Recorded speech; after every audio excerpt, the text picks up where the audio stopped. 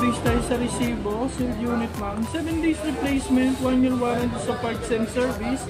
Hindi lang po kasama mabasa yung phone ano. Kaya di naman natin ino-open po rito ma'am para dito pa lang.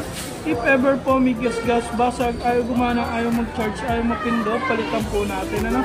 Within 7 days replacement po kasi hindi po tayo basta-basta nagpapalit ng phone.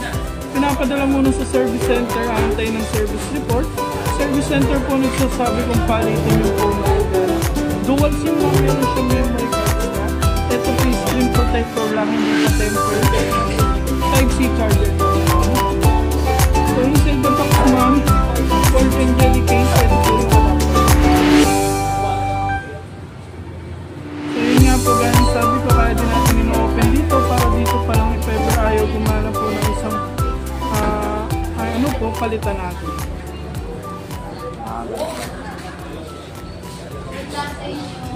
So magbe-base lang naman tayo sa resibo po. Pag may pwede nyo naman picturean po yun, kahit mawala. Picturean may ibang Vivo dyan para makakita natin kay AJ. Baka magustuhan din ni Vivo. May ibang brand, ibang unit ng Vivo. Kung gusto nyo ma'am, add ko na lang kayo sa messenger para po ma-send ko rin sa inyo. Pwede naman po pa-send nyo sa akin. Available na. Para mas makakita.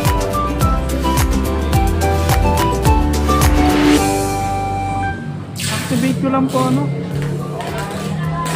Screen lock, face unlock. Skip muna natin. Settings lang naman po makikita yun. Skip muna rin natin po ito.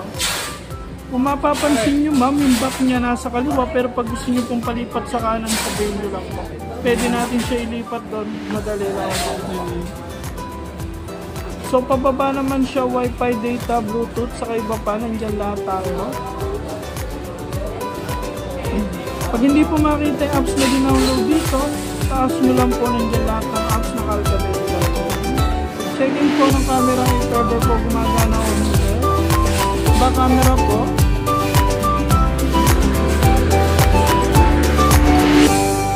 Then front po gumagana.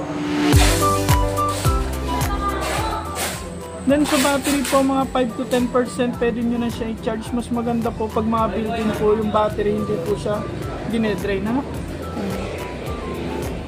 So battery natin ngayon ma'am 34%, pwede muna i-charge, pwede muna pong gamitin. About po naman po extended RAM siya 4+4, bali 8, 128 na rin po, latest version po ng Android 14.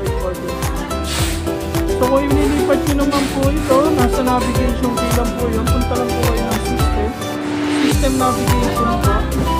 So ito po yan, pwede kayo mamili kung nasa inyo pa. So pwedeng sa kanan, pwedeng sa kanan. So sa kanan na lang po. Masanay po kasi ibang tao talaga sa kanan. Oo, sa kanan. Oo po. Yung sa kanya, yung sa'yo pala, pwede ipalit. Oo po. Sa kanya kasi nalilito ako nasa left. Sounds po. Oo, ay naman po.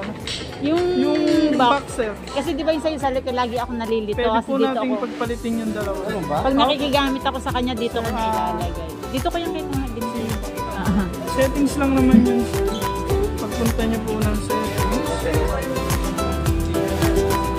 Ilang taon na ito? Dalawa na? System po.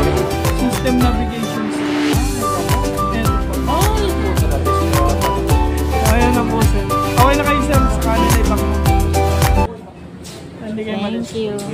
So, ma'am, checking na lang, ma'am. Muna, gas-gas basag ng phone. Pwede mo ring straw. Hindi, okay na. Na-check mo na. Naka-video naman eh. Ganda, no? Okay na. Oo, ang ganda. Green. Ganito yung... Latest to, no, sir? Ganda. Parang gusto ko na rin yan. Turn up ng phone, ma'am. Power button, volume up, tigisang pindot ng sabay para lumabas yung power off. Or kaya naman pinakamadali, babaan nyo na lang. Tingnan din ang screenshot na lang. Po, screenshot. Pero pag i-open po, eto. Sige.